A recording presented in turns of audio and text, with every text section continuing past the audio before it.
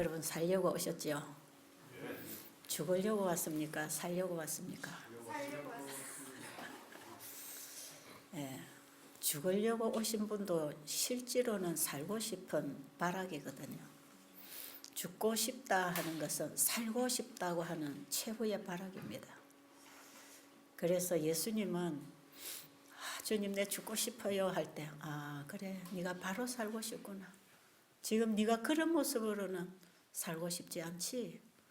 네가 진짜 삶을 원하지. 그거 내가 줄게. 그러십니다. 저는 인생이 괴로워서 죽고 싶다는 말을 참 많이 하고 살았어요. 너무 힘들었어요.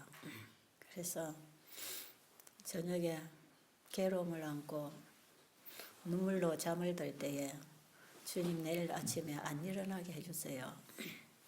그만 여기서 끝내게 해주세요. 그런 기도를 참 많이 했습니다. 근데 우리 주님은 믿고 기도해도 안 들어주시는 기도 많아요. 절대로 내가 원하는 그대로 주시는 게 아닙니다. 왜냐하면 내가 원하는 건요, 다 땅에 속한 정신이기 때문에 그랬어요. 그리고 내가 나에게 뭐가 필요한지를 몰라서 잘못 구하고 있습니다. 그래도 하나님은 우리가 구하는 대로 다 주시면 우리가 망할 것 아십니다. 멸망당할 것 아십니다. 그러니까 여러분 하나님께 기도한 대로 다 응답 온다고 생각하지 마시기 바랍니다. 예. 그리고 내 소원을 두고 구하지 말고 아버지의 뜻이 나를 통하여 이루어지도록, 아버지의 소원이 이루어지도록 기도하시기 바랍니다. 그게 나를 드리는 것입니다. 그게 하나님 믿는 것입니다. 내 뜻을 이루려고 기도하는 것은 나를 믿는 것입니다. 내 뜻, 내 생각대로 되기를 원하는 것. 내가 옳다, 내가 바르다. 내가 원하는 것이 그것이 나에게 유익한 것이라고 믿는 그거. 자기 중심으로 기도하는 것. 이게 다 내 뜻을 구하는 것입니다. 그것이 아무리 복음을 전하는 일이라 할지라도, 선교 사업을 하는 일이라 할지라도, 선행을 하는 일이라 할지라도 내 뜻을, 내 생각을, 또 내 일을, 내 자존심을, 내 어떤 야망을 채우기 위해서, 어떤 성공을 위해서 구할 수 있죠. 선교사는 선교사의 성공을 위해서 기도할 수 있고요. 또 목회자는 목회의 성공을 위해서 기도할 수 있고요. 우리 인생의 성공을 위해서 기도할 수 있고요. 그것마저도 주님께서는 내려놔라 그러시죠. 예수님은 성공하는 목양을 하려고 안 하시고 아버지의 뜻이 이루어지기를 소원했습니다. 나의 원대로 마옵시고 아버지의 원대로 되기를 원합니다. 내가 이 땅에 온 것은 내 뜻을 행하려 온 것이 아니라 내 아버지의 뜻을 행하려 왔노라. 주기도문 가운데 예수님이 기도 가르쳐 주신 그 기도가 참 주님 자신의 기도였습니다. 그가 인성을 입고 이 땅에 오셨을 때 하나님은 아버지였습니다. 자신에게. 그는 근본 하나님의 본체시지만 자기를 비웠다는 것은 하나님됨을 비우고 하나님 자식으로 하나님 아래 하나님의 뜻을 이루는 종으로 자식으로 아버지 관계, 주인과 종의 관계로 내려 서셨다 이 말이에요. 그래서 종은 주인에게 어떤 태도를 취하는지 보여주시고 자식은 아버지를 어떻게 믿고 공경하고 순종하는지를 보여주신 분이 예수님이세요. 우리가 하나님을 아버지라고 부를 때 예수 그리스도를 믿음으로 말미암아 예수님의 아버지가 나의 아버지가 되어서 믿음으로 아버지를 하나님을 나의 아버지라고 할 때 아버지와 우리의 관계는 그런 관계가 되어야 하는 것입니다. 그렇기 때문에 내 원대로 내가 잘해볼게. 아빠 내가 잘해볼게. 내가 더 잘 살아. 아버지보다 내가 훨씬 더 나을 거야. 혹시 아버지가 넓고 조금 현대적으로 어떤 차이가 있다고 해서 아버지보다 내가 좀 나을 테니까 내가 알아서. 성경에 보면 그런 아들 얘기 나옵니다. 탕자의 비유가 그런 얘기거든요. 내가 뭐 이래 다 장성했는데 늘 아버지 간섭이나 받고 아버지 주는 거 먹고 살 수 있나요? 내 몫을 받아가서 내가 스스로 자립을 하겠다고. 내가 원하는 대로 한번 살아보고 내가 원하는 대로 원하는 일을 한번 해보겠다고 했을 때 이 아들이 무슨 일을 하고 살았나요? 다 망하는 일만 하고 살았잖아요. 그게 우리 인간의 본성입니다. 우리가 교회를 다니신 분들은 누가복음 15장의 이 탕자의 비유에 대해서 뭐 모르는 분 거의 없을 겁니다. 아버지 이제 내가 장성했잖아요. 내가 알아서 살 수 있어요. 내 스스로 살겠어요. 예수님은 스스로 사실 수 있는 거 포기하고 아버지를 믿음으로 사는 걸 우리에게 보여주셨어요. 그게 자기를 비워하는 것이고요. 우리가 아버지에 대한 어떠한 믿음을 가져야 하는지를 보여주시는 믿음의 모본이십니다. 예수님은. 우리는 예수님의 행하신 일을 배우고 따라하는 게 아니고 예수님이 어떻게 아버지와 자식의 관계를 통해서 아버지의 뜻을 받아서 아버지의 말씀을 받아서 아버지의 뜻을 이루고 아버지의 영광을 드러내고 사셨는지 그 자신을 포기하고 자신을 아버지께 온전히 드린 온전히 그분을 신뢰하고 그분에게 맡기고 오직 내 안에는 내가 죽고 아버지가 내 안에 사시는 그 믿음이 뭔지를 우리에게 보여주시려고 예수님이 오셨어요. 예수님은 우리의 죄 문제를 처리하려고 오셨는 반면에 죄인이 어떻게 믿음으로 말미암아 예수 그리스도를 믿음으로 말미암아 아버지의 자녀가 되는가를 정확하게 보여주셨어요. 예수님의 침례가 바로 또 그런 모습이었어요. 여러분, 죄인이 죽고 그리스도 안에서 다시 살아나는 예식이 침례식이라면 사실은 예수님은 죄 때문에 침례받으신 게 아니에요. 아버지 앞에 자신이 어떤 존재인가를 완전히 자기를 포기하는 본을 침례로 보여주셨습니다. 그분은 죄를 속하기 위한 침례를 받으신 게 아니라 완전히 아버지께 내가 드려지고 죽어짐으로 아버지 앞에 내가 죽어짐으로 아버지와 내가 아들과 자식의 관계가 되는 것 그것이 뭔지를 본을 보여주셨죠. 예수님이 침례를 받으시고 강변에 나와서 기도하실 때에 이는 내 사랑하는 아들이요 내 기뻐하는 자라고 할 때에 그게 시대소망의 엘렌 G 화이트 여사가 쓰신 책에 보면 예수님이 강변에 나오셔서 기도하셨고 그분의 기도는 아버지 나를 믿고 나와 같이 이 침례를 받는 자들을 나와 함께 다 아버지의 아들로 받아주실 것을 믿습니다. 그래서 하나님께서 이는 내 사랑하는 아들이요 내 기뻐하는 자라고 말씀하신 것은 그리스도를 믿음으로 말미암아 그리스도 안에서 하나님의 자녀가 되려는 모든 사람들에게도 주신 허락이다. 우리도 그렇습니다. 여러분 신앙 바로 하지 아니하면 잘 믿고 열심히 믿는다고 착각하다가 나중에 멸망의 구름텅이로 갑니다.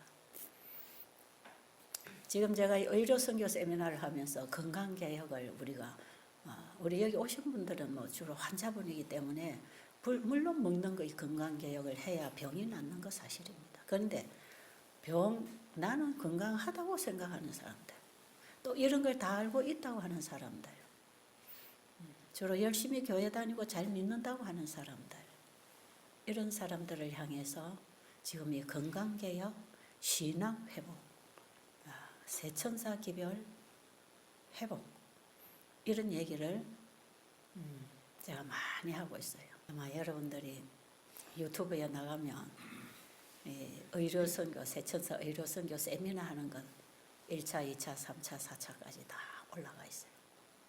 제가 1차에서는 천연치유 건강원리에 대해서 쫙 풀었어요. 1, 2, 3, 4, 5, 6, 7, 8 시리즈로 다 올려놨어요. 천연치유가 뭔가. 어떻게 할 때 하나님의 치유를 받을 수 있는가? 우리가 어떻게 하나님 주신 법칙을 지킴으로 다시 회복할 수 있는가? 결국 복음의 진수는 회복인데 우리를 회복시켜 주시려고 오신 분은 몸도 회복시켜 주셨단 말이에요.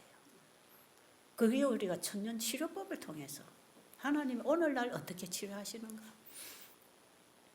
그동안에 수많은 한우분들 저는 여기서 만났잖아요. 1년에 1000명 이상이 왔다 가는 이곳을 저는 30년 이상을 해온 사람.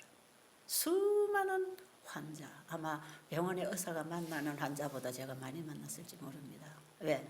병원의 의사는 자기 과에 자기 전공한 환자 그 병만 보지만 저는 여기 종합적인 환자를 보고 있는 거예요. 왜? 여러분을 치료하실 분은 종합의사시니까. 우리를 만드신 분이니까. 어떤 유명한 전문의에게서 치료를 못 받는 분들, 우리를 창조하신 그분은 종합의사시다. 죄병부터 시작해서 고쳐주시니까 죄로 인하여 나타난 증상들은 다 없어지는 것입니다. 질병의 본질은 죄라는 것입니다. 제가 30여 년간 해보고 너무나 많은 증거들을 가지고 있어요.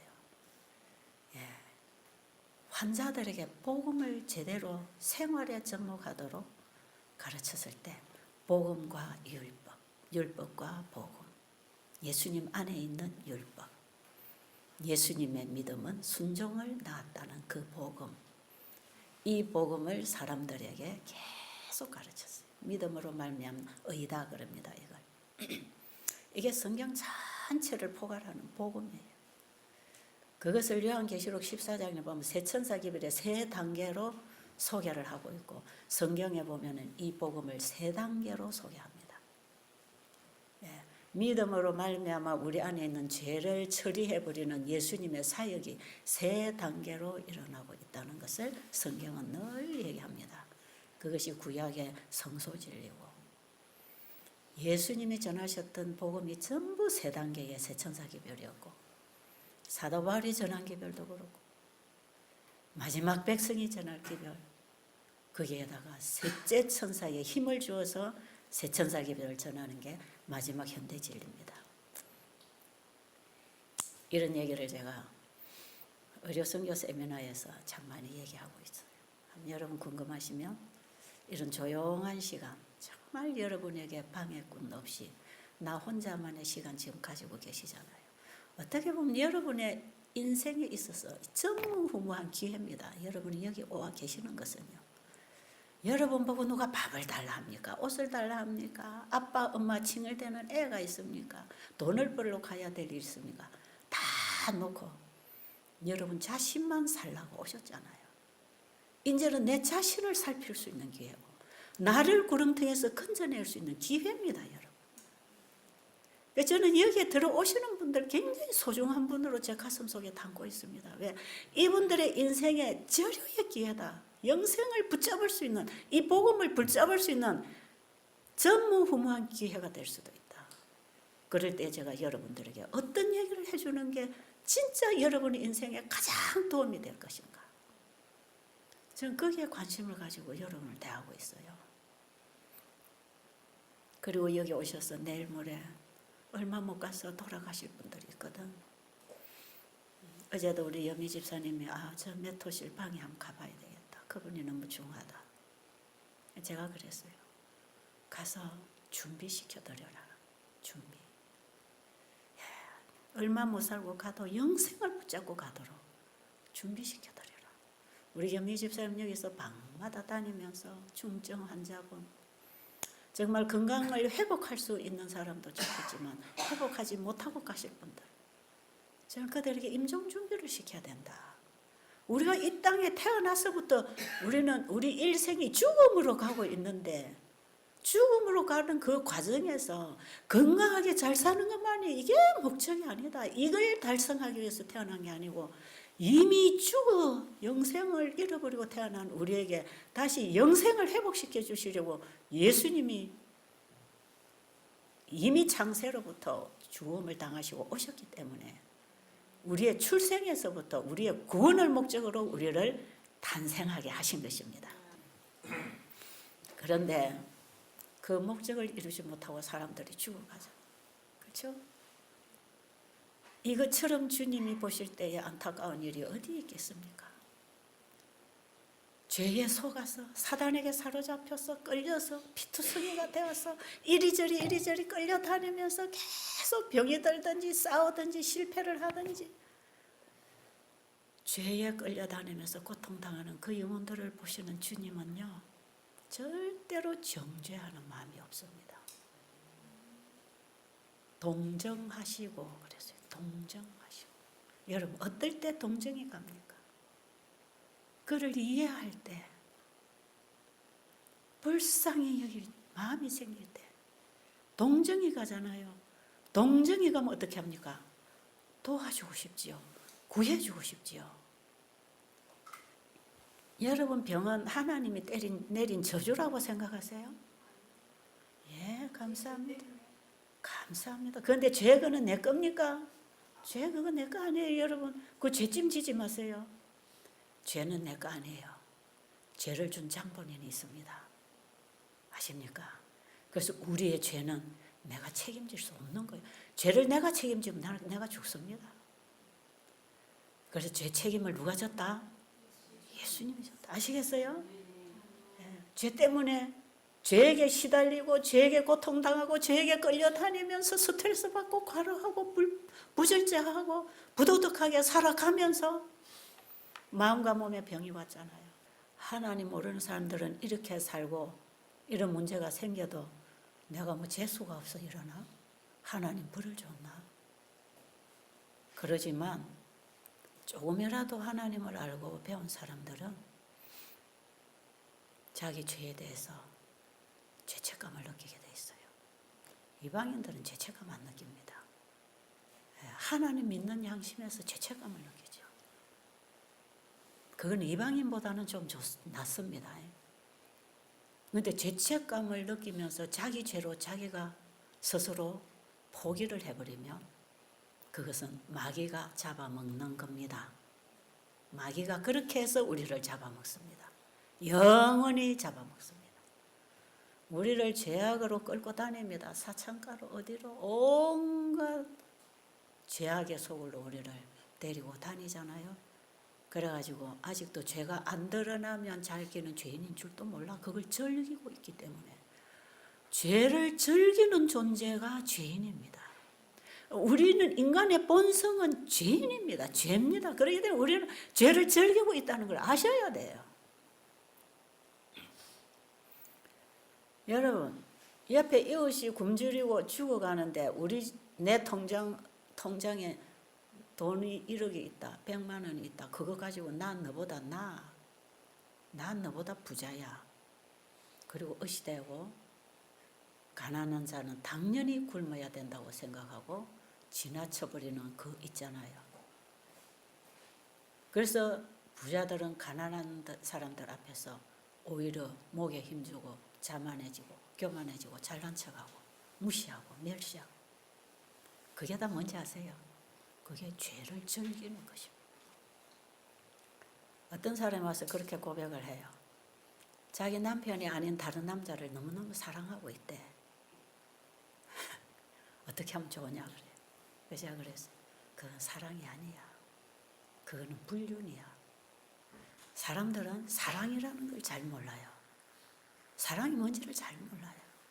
사랑은 자기와 결혼한 남편을 버리고 다른 남자를 좋아하는 건 사랑이 아니에요. 하나님 보실 때는 죄악이거든요. 근데 이걸 사랑이라는 사탕을 발라가지고 사람을 끌고 다니는 게 누군지 아세요? 그게 사단이, 그게 죄입니다. 그게 죄예요. 다 죄는 본질에서부터 벗어나게 해서 오해를 시켜놨어요. 그게 속였다 이 말이에요. 원래 사단은 속이는 자라. 전부 다 속여놨습니다. 사랑 자체를 속여놨어요. 왜 여러분 사랑 때문에 병듭니까? 사랑은요 치유입니다. 치유. 내가 내 남편을 사랑하는데 내 남편이 다른 여자를 좋아했다. 그래서 막 병이 왔다. 그 남편을 사랑한다고 착각하는 건 사랑이 아니에요. 정말 그 남편을 사랑한다는 사랑이라는 게 진짜 있다면 그 남편의 잘못된 그 죄악을 보고 동정심을 가지는 거죠. 당신도 여전히 어쩔 수 없는 죄인이라 죄의 노예가 되어서 죄에게 복종잘하고 있구나. 그러면 영원히 당신은 멸망인데 거기서부터 어떻게 하면은 죄로부터 구원해 줄까? 우리 안에 예수님이 영접되면 예수님의 마음으로 죄인을 봅니다. 저는 이거 저는 뭔지 알아요. 그래서요, 죄하고 죄인하고를 분리해서 보는 눈이 열려야 합니다. 저 아내가, 저 남편이, 저 사람이, 저 자식이, 부모가, 형제가 이러쿵 저러쿵. 여러분, 그 사람 문제가 아니에요. 그 사람 속에 있는 죄를 받아들여 죄의 씨를 받고 태어난 우리는 본질적으로 죄의 종으로 살 수밖에 없어요. 그래서 예수님이 죽은 자가 장례치를 한 거는 죄가 이미 영생을 죽여버렸단 말이에요. 영생의 줄을 끊어버린 것이에요. 하나님과 우리의 사랑 관계를 끊어버린 것이에요. 우리 인간 안에는 사랑이 없습니다, 여러분. 사랑을 받으면 일으킬 수 있는 그릇은 돼 있지만 사랑을 행사할 수 있는 존재는 아닙니다.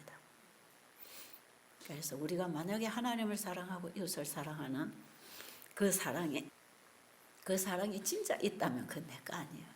그는 예수님이 내 안에 오셔서 하시는 거예요. 그건 내가 예수님을 믿은 증거입니다. 예수님을 내 안에 영접한 증거로 예수님이 해주시는 사랑이지 내 사랑이 아닙니다. 그래서 여러분, 내가 가지고 있는 죄, 내가 행한 죄, 행위, 이거 가지고 너무 절망하지 마시고 내가 사랑했고 내가 사랑을 품고 있고 정말 죄인을 동정하고 이해하고 구해주고 싶어 하는 건 정말 극진한 주님의 가슴으로의 사랑을 할 수 있는 그 마음이 있다면 그 사랑도 내가 하는 게 아니고 내 것이 아니고 주님이 해주신 거니까 내가 사랑이 있다고 교만해질 필요도 없고 너보다 낫다고 착각할 필요도 없고 내가 사랑이 없기 때문에 좌절할 필요도 없어요. 여러분, 성경을, 예수님을 똑바로 알아야 됩니다. 우리가 스스로 사랑할 수 있는 존재라면 예수님이 오실 필요가 없습니다. 예수님은 너희는 스스로 아무것도 할 수 없어. 천지를 지으신 그분만이 너의 모든 것을 채워줄 수 있고 너를 구원해낼 수 있고 그 만드신 분이 고치시는 거야. 내가 너를 창조했고 내가 너를 네 엄마의 태 속에서부터 내가 조성했고 나는 너의 형질이 하나도 이루어지기 전에 나는 너를 가지고 있었다. 내가 너를 잘 아는데. 그러니 여러분, 행동으로 나오지 않은 속에 품은 죄도 예수님은 다 아십니다. 그래서 그 간음 현장에서 끌어온 그 바리새인들 돌치려고 하는 그 자칭 어렵다고 속고 있는 그들에게 그들 속에 있는 죄를 다 짚어줬잖아요.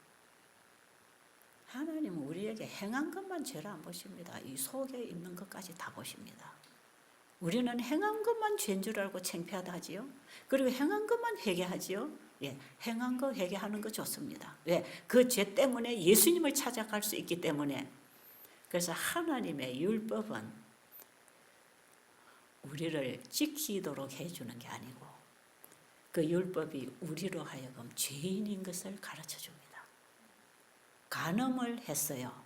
하나님의 율법에 간음하지 말지니라 율법이 없으면 간음한 게 죄가 안 됩니다. 간음 행위가 죄라는 것은 뭐가 정해줬느냐? 율법이 정해준 거예요. 그런데 우리 인간 안에는 100% 간음 죄가 있습니다. 행위로 나왔든지 안 나왔든지 다 있습니다. 사촌이 논사하면 배 아픈 탐심, 이기심 있습니다. 탐내지 말지니라, 도둑질하지 말지니라, 간음하지 말지니라, 부모를 공경하라, 뭐 하라, 하라 불가능입니다. 불가능. 그 불가능한 우리에게 왜 하라를 했을까요? 왜요? 내가 해보려고 하니까 돼요, 안 돼요? 우리 안 되는 죄인을 십자가로 부르시는 하나님의 음성입니다. 사랑의 메시지입니다. 율법은 죄인에게 죄를 가지고 예수님께로 와서 죄 문제를 해결하고 영생을 얻으라고 하는 사랑의 메시지입니다. 내가 지킬 수 있어서 행하라고 하는 게 아니라 네가 지킬 수 없다고 하는 걸 가르쳐 주시기 위해서. 그럼 지킬 수 없어도 되느냐? 아니요. 내가 해줄 거야. 네가 안 되면 나에게로 와라. 너희들은 다 태어나면서부터 법칙을 가지고 태어났어. 행할 수가 없어. 그래서 여러분, 그게 갈라디아서 3장 19절인가 보면 이 율법이 무엇이냐? 이 율법은요, 뭐 어머니의 율법이고 십계명이 다 포함된 겁니다. 이 율법은 무엇이냐? 범법함으로 더하여진 것인데 한 중보자의 손으로 천사를 통하여 베푸신 것이라. 여러분, 여기에 복음이 있습니다. 율법 속에 복음이 여기 있습니다. 율법이 뭐냐? 그럼정 율법이 뭐냐? 왜? 율법의 행위로 구원을 얻을 수 없고 믿음으로 받을 수 있다고 하는 쭉 얘기를 합니다. 그러면 율법은 뭐냐? 누가 누구를 통해 주셨다고요? 한 중보자의 손으로 천사를 통하여 베푸신 것인데 약속하신 자손이 오실 때까지 있을 것이라. 이 무슨 뜻인가? 갈라디아서를 보면요, 바울이 율법과 복음이 뭔지를 잘 설명하고 있습니다. 여러분, 율법은 한 중보자의 손으로 베풀었대요. 그럼 율법을 범한 죄인에게 희망이 있을까요, 없을까요? 예? 희망이 있어요, 없어요? 율법을 누가 썼다고요? 여러분, 10계명을 누가 썼지요? 예수님이 친수로 쓰셨습니다. 예수님이 친수로 10계명 쓰신 그걸 모세를 통해서 수백 가지로 백성들의 생활에 접목을 잘 하도록 풀어서 다 이런 죄는 이렇게 하고 이런 죄는 이렇게 하고 이렇게 전부 다 가르쳐 줬어요. 그게 모세오경에 다 있습니다. 그런데 간음한 자는 돌로 치라고 했을 때 모세의 법에는 돌로 치라고 했습니다. 선생은 어떻게 하겠나니까? 요한복음 8장에 보면 이 바리새인들이 예수님을 곤란하게 하려고 한 죄인을 끌어왔잖아요. 분명히 10계명을 예수님이 7번째 계명에서 간음하지 말지니라 쓰셨고, 또 모세는 그걸 또 모세오경에 써서 백성들에게 가르쳤고, 그런데 그 율법을 친히 쓰신 분이 이 땅에 오셨고, 그분 앞에 그 율법에 정죄당을 한 죄인이 거기 섰단 말이에요. 당연히 돌을 치는 게 율법이 가지고 있는 공의성입니다. 그런데 예수님은 돌 치려고 하는 자를 다 쫓아보내고 본인도 돌 치지 않았어요. 나도 너를 정죄하지 아니하노니 다시는 가서 죄를 범치 말라. 이 두 마디가 영원한 복음입니다. 나도 너를 정죄하지 아니하노니 다시는 가서 죄를 범치 말라. 이게 복음이라니까요. 이게 무슨 의미가 있는가? 자, 이게 이제 법도 살리고 죄인도 살린다는 얘기예요.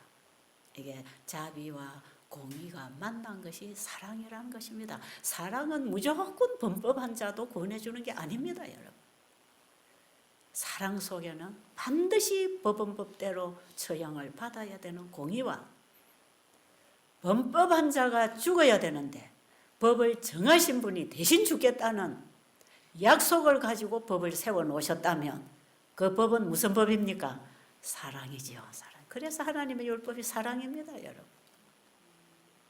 그래서 간음죄를 지은 이 여인이 돌 맞아 죽어야 되는데 이미 이 여인의 죽음을 누가 죽으시고? 예수님이 대신 죽으셨단 말이에요. 창세로부터 죽임을 당하셨다는 이 사실에는요, 놀라운 하나님의 사랑의 비밀이 들어있습니다. 이미 아시는 그분, 특히 이 세상에 죄가 들어올 것을 아셨겠죠. 죄와 선이라고 하는 것이 아마 존재하고 있었던 것 같습니다. 하나님의 창조물은 선만 누리고 살도록 창조하셨지요. 악을 알면 안 되기 때문에 악을 받아들이지 않도록 하나님의 선만 받아먹도록 하나님 믿고 순종하도록 가르쳤어요. 이 선악과는 그런 것입니다. 그런데 죄를 연약한 인간이 받아들였잖아요. 그런데요, 하나님은요, 창조 사업을 하실 때 이미 죄가 피조물에게 들어오면 자신의 생명을 줄 각오를 하고 창조를 하셨으니까요. 하나님의 창조에는요, 그 창조는 자기 속에 있는 모든 생각을 만물을 통해서 창조해서 끊임없이 하나님 안에 있는 생명을 나누고 순환하면서 함께 분신으로 살아가서 정말 하나님 속에 있는 가장 좋은 것들을 그들의 피조물들이 누릴 수 있도록 창조를 하시면서 행여나 죄가 들어와서 고통당하고 망하게 되고 죽게 되면 내가 대신 그거 책임지겠다, 이것까지 약속하시고 창조를 하셨단 말이에요. 그래서 이 창조 속에 들어있는 이 비밀은요, 구속의 비밀은 거기서 나온 것입니다. 창조의 비밀 속에 구속의 비밀이 따라 나온 것이에요. 창조 때 이미 그분은 죽으셨다 이 말이에요. 이게 사랑입니다. 사랑은 그런 거더라고요. 사랑은 당신이 죽을 자리에 내가 죽겠다, 이게 사랑이에요. 이게 사랑이에요. 당신이 나를 사랑한다 해놓고 나를 버렸어, 내가 죽겠다, 이런 게 아니고, 그런 게 아니고, 지금 여기 그런 분들 참 많이 오시거든요. 며칠 전에도 가셨습니다. 그럼 해결하고 갔어요. 예수님 만나니까 용서하더라 이 말이에요. 예수님 만나니까. 베델에는 그렇게 해서 가정 깨진 사람들 참 많이 옵니다. 그런데 이분들 해결하는 방법은 예수님 만나는 것밖에 없습니다. 예수님이 마음에 들어와야 죄하고 죄인을 분리해서 볼 수 있는 영적 분별력이 생기는 것이거든요. 동정심을 갖는 것이거든요. 교회를 많이 다니고 많이 하는 게 중요한 게 아니라 예수님을 믿어야 합니다. 아시겠죠? 자, 그러면 간음 현장에서 끌려온 이 여인이 예수님께 용서를 받았습니다. 용서가 뭡니까? 예수님의 용서는 뭡니까? 네 죄는 내가 지고 죽을게. 너는 내가 주는 생명 받고 다시 살아라. 이게 용서입니다. 그럴 때 이 여인이 용서를 받았잖아요. 그러니까 죽음에서 살았지요? 그렇죠? 돌 맞아 죽을 텐데 지금 살아있는 것은 용서를 받은 거 아닙니까? 자기에게 용서를 해주신 그분. 여러분, 그래서요, 용서에는요, 죽음에서부터 생명으로 건져주시는 은혜와 지금까지 불법을 행하고 살던 사람을 하나님의 법 안에 살도록 만들어주는 두 가지 복음이 있습니다. 그래서 복음하면 율법과 복음입니다. 율법 속에 복음, 복음 속에 율법, 다 예수 그리스도입니다. 그래서 율법과 복음을 예수님 안에서 다 봐야 돼요. 그럼 여러분이 성경을 볼 때 어떻게 보는지 아세요? 이웃을 사랑하라. 원수를 위하여 기도해 주라. 안 되는데요. 나 이거 못하는데요. 그럼 어떻게 되죠? 못했으니까 죄인 아닙니까? 정죄당하죠. 성경 읽어보면 참 나는 죄인 만들어주는 게 성경입니다. 여러분, 솔직하게 여러분 성경을 여러분 마음을 살피면서 읽어보세요. 계속 정죄당합니다. 구원 희망 없습니다. 그래서 성경을 율법적으로만 보면요, 행위적으로 보면요, 불가능. 그런데 그 율법 속에 뭘 봐야 된다? 복음을 봐야 된다. 그게 율법이 뭐냐? 한 중보자의 손으로 베풀어 주신 것이다. 너는 죄인이야. 이걸 가르쳐 주는 게 율법이고, 너는 죄인이면 죄를 행하고 있으니까 너는 죽어야 돼. 그게 법이 주는 공의성이죠. 그런데 그 속에는 누가 이걸 썼다고요? 우리의 중보자가 써줬단 말이에요. 그럼 율법을 범한 죄인을 위한 중보자가 있다는 겁니까? 없다는 겁니까? 그래서 우리 율법 속에서 중보자를 봐야 돼. 율법 속에서 예수 그리스도를 봐야 된단 말이에요. 성경을 그렇게 같이 안 보면요, 희망 없습니다, 우리. 나는 간음을 했구나. 난 도둑질을 했구나. 나 시기하고 질투했구나. 죽이고 싶을 만큼 미워했구나. 이게 다 살인죄거든요. 내가 사람을 때려 죽이지는 않았지만 내가 저 사람 때문에 내가 병이 든다면 그건 살인죄를 짓고 있는 거예요. 그건. 그런데 예수님께서 네 마음에 품은 것이 다 죄라고 그러죠. 정죄당합니다. 행위를 안 해도 똑같은 죄인이라니까요. 그럼 우리 희망 없잖아요. 그런데 그 법을 주신 분이 이 죄를 담당하셨답니다. 아시겠어요? 이 죄를, 내 이웃을 내 몸처럼 사랑 못했는데 못한 그 죄, 그것까지도 주님이 담당하셨답니다. 그 주님을 알면 그 주님을 사랑하게 되겠죠? 그 주님을 사랑하는 그 사랑이 이웃을 사랑하게 됩니다. 이해하셨나요? 여러분들 참 잘 이해하시네. 지금 반응 보이니까요. 굉장히 깊은 얘기면서도 이게 본질이 복음의 본질입니다. 이걸 알지 못하고 성경 백날 읽어야 하나님 오해합니다. 구원받을 희망 없습니다. 이걸 우리가 짚고 성경 봐야 돼. 그래서 우리가 성경을 그냥 보지 말고 성경 구절구절 말씀 구절구절 속에 정죄를 당할 때에 그 속에 보혈의 피가 있다는 걸 알아야 합니다. 그래서 모든 성경은 하나님의 율법을 하나님 말씀 아닙니까? 다 말씀을 주신 거 아니에요? 이 모든 하나님의 말씀은요, 예수님의 보혈의 피로서 쓰신 혈서입니다. 혈서. 내 피가 없었더라면 이 글을 쓸 수가 없다. 이 피가 없었더라면 율법을 줄 수도 없었다. 예수님의 보혈의 피가 율법을 썼단 말이에요. 한 중보자의 손으로 베풀어 주셔서 베푸신 은혜단 말이에요. 지켜라가 아니고. 그래서 여러분, 우리가 죄인입니까? 죄인이에요, 아니에요? 죄인 되셔야 됩니다. 나는 죄인 아니다. 그건요, 자신을 속이고 있는 것이에요. 우리는 다 죄인이라서 예수님이 필요합니까? 그럼 이 죄인이 누구한테 가야 됩니까? 예수님. 아까 보세요. 가늠한 여인이 예수님 앞에 끌려오니까 살았잖아요. 만약에 예수님 아닌 어떤 제사장 앞에 끌어갔더라면 반드시 죽었습니다. 그날. 이 죄를 담당하신 분은 예수님밖에 없기 때문에 예수님 앞으로 오니까 살았잖아요.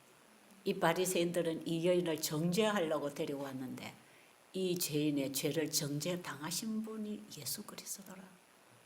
중보자 앞에다가 이 여인을 데리고 온 거야. 그러니까 오히려 자기가 어렵다고 하는 자신들은 정죄를 당하고 죄인은 예수님 앞에 왔으니까 용서를 받잖아요. 용서받은 경험이 있는 사람은 그분을 사랑하게 됩니다. 그분을 따르게 됩니다. 그분의 마음을 만납니다. 그 사랑의 크기가 너무 커서 그분을 배신할 수가 없습니다. 그래서 이 여인은 그 이후에 어떻게 살았나요? 예수님만 쳐다보고 살았습니다. 예수님만 따라다녔고요. 예수님이 필요한 건 다 봉사했고요. 예수님 입에서 나오는 그 말씀만 꿀송이처럼 먹고 살았고요. 예수님 십자가 돌아가시기 전에 가장 소중한 옥합, 이 여인의 깊은 사랑을 표현하는 거예요. 예수님, 제가 주님을 사랑합니다 하는 것을 표현할 길이 없는 거예요. 예수님 죽음 앞에 자신의 사랑을 고백하고 싶은데 가장 자기가 소중하다고 생각하는 걸 깨트려서 예수님 발을 닦이는 거죠. 얼마나 아름다운 사랑입니까? 이기적인 인간은 그걸 값으로 따지지요. 물질로 따진단 말이에요. 하나님의 사랑은 물질로 우리가 이해할 수 없습니다, 여러분. 우리의 가슴 속에서 예수님 사랑 만나면 물질이 중요한 게 아니에요. 저 비싼 것을 팔아서 가난한 자에게 나눠주면 될 텐데 저 엉뚱한 짓 하는 것 좀 봐. 아마 가룟 유다가 그런 말을 할 때 옆에 있는 제자들도 공감했을지 모르겠어요. 근데 예수님이 가만둬라. 이 여인이 잘하고 있다. 이 여인이 행한 일을 이 복음이 나가는 곳곳마다 이거 전해라. 왜? 복음이 주는 능력이 바로 이렇게 만들어준다 이 말이에요. 하나님이 우리에게 주신 복음은 우리 죄인을 구해서 하나님의 사람으로 만들어주겠다는 것입니다. 내가 믿음이 좋아서 구원받는 게 아니에요. 예수님이 나를 구원하셔서 내가 하늘에 갈 것입니다. 그 예수님을 만나 용서를 받아라 이 말이에요. 이 용서받은 이 여인은 끝까지, 그리고 예수님 죽음 장사 이후에 예수님이 시체를 끝까지 지켰고 무덤에 장사해놓고도 끝까지 맨 마지막까지 보다가 안식일이 다 되어서 향유를 준비하기 위해 가서 안식일 예배 보고 일요일날 일찍 새벽에 와가지고 무덤에 가보니까 예수님 안 계셨잖아요. 누가 내 주를 가지고 갔나 고민하고 있을 때 주님 나타나죠. 부활하신 예수님 제일 처음 만났습니다. 그렇게 예수님과 가까이 살았다 이 말이에요. 그리고 예수님 성천하실 때도 마지막까지 다시 오시겠다는 그분의 약속을 붙들고 예수님 사라질 때까지 쳐다보고 있었을 것입니다. 하늘로 올리우신 이 예수는 하늘로 올라가시면 너희들이 본 그대로 다시 올 것이다. 천사가 옆에서 다시 오실 주님을 가르쳐 줬어요. 그 주님 다시 오실 것을 기다리다가 이 여인은 잠들었을 것입니다. 예수님 오실 때 그 여인은 분명히 예수님 만날 그 자리에 설 것입니다. 이런 게 구원이라는 것입니다. 이게 용서라는 것입니다. 이게 율법과 복음이 우리의 죄를 처리하고 우리를 하나님의 자식으로 만들어주는 영원한 복음입니다. 이게 기가 차는 복음. 오늘 다시 시작하면 시간이 너무 늦어질 것 같으니까 다음 시간에. 여러분, 이 세상은 복음이 없어 죽어간답니다. 복음은 뭡니까? 네 죄는 내가 다 책임졌다 하는 게 죄인들에게 복음 아닌가요? 네? 우리는 죄로 인해서 죽을 수밖에 없는데 네 죄는 내가 다 책임졌어. 내가 정죄당했고 너는 정죄받을 필요가 없어. 누구든지 그리스도 안에 있는 자에게는 정죄함이 없어. 내가 다 당했어. 내가 내게 새 법을 기록해 줄게. 그래서 죄와 사망의 법에서부터 우리를 건져내어서 생명과 영생의 법, 성령의 법으로 우리를 새겨서 우리를 주님의 자녀가 되도록 살도록 해주겠다는 것입니다. 우리의 마음에서부터 죄의 법에서부터 구원을 받아 해방되어서 성령의 생명의 법 안에서 살 수 있도록, 이것이 로마서 7장 8장 사이에 예수 그리스도로 말미암아 회복되는 우리의 품성입니다. 놀라운 복음이에요. 사도 바울이 로마서를 기록하면서 우리 죄인이 스스로 의롭게 될 수 없다고 하는 걸 계속 얘기합니다. 우리는 본질적으로 죄인인데 율법을 행해서 의롭게 될 자가 없다. 그렇기 때문에 하나님이 한 의를 준비하셨다. 그 예수 그리스도를 믿음으로 말미암아 의롭게 되는데 차별이 없느니라. 누구든지입니다. 누구든지. 아시겠어요? 우리 모두에게 주신 복음입니다. 그래서 우리를 죄로부터 해방시켜 주겠답니다. 죄로부터 해방을 시켜서 새 생에 들어가도록 해주겠답니다. 그런데도 속에서 자꾸 죄가 나오잖아요. 이거 나중에 예수님이 마지막 지성소 사역으로 죄를 도말할 때에 우리 속에 가는 죄까지 완전히 도말해서 죄 문제를 처리해 주시려고 우리를 성소로 부르십니다. 그 성소가 예수님이십니다. 죄인이 예수님에게로 달려가서 그분으로 말미암아 죄를 해결하는 단계가 칭의와 성화와 영화롭게 되는 성소 진리를 통해서 가르쳐주는 새천사 기별이다 이 말이에요. 여러분 성소진리가 뭔지 세천사 기별이 뭔지 믿음의 의가 뭔지 여러분이 아마 모르고 오셨는지 모르겠어요. 이런 단어들은 베델에 오면 많이 들어보는 단어예요. 왜? 베델은 30년 동안 이 복음을 영혼들에게 전해서 영구원을 했는 사람이기 때문에 병이 낫지 못한 분들도 많은 분들이 복음을 가지고 무덤 속으로 가도록 준비를 시켜드리면서 이 일을 했기 때문에 여기 오면은 아주 귀에 익은 단어들입니다. 이런 얘기들이. 괜찮죠?